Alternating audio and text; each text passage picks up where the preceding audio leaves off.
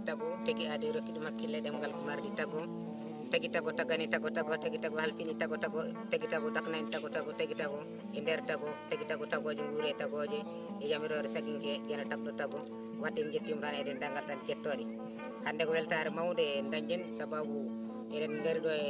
galle ceerno Mansour Déme eden piila lekol inde Jimpular tawi ko julɓe wuurduwal gaynako ko beele mawɗo en beltiniri ɗo noon Sokhna Houleye Diallo e Dieynaba Baba Ismaïla e Fama Sow en beltiniri wayde dendal ngal tan garɗo e jonde joɗande eɗen gara nde yimɓere nde wiyata yewende mbiɗen ko yewende mi yeewa Mama Guiɗo yewende Guiɗo yomni kam no heege mi dañani cafrowo e ngenangue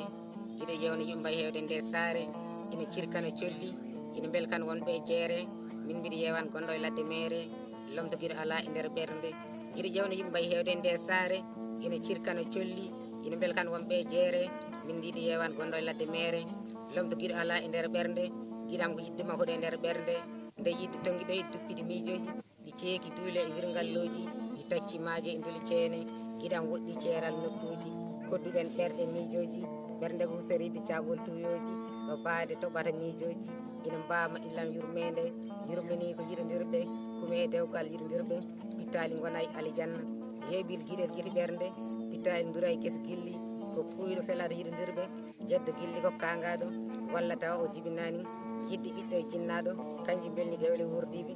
gilli kawi kandima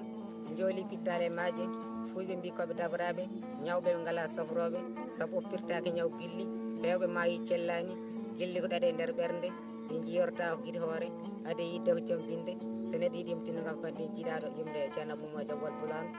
e sawto Walter Samba Sow duwal gaynako e ballal jibbe Allah jarama on jarama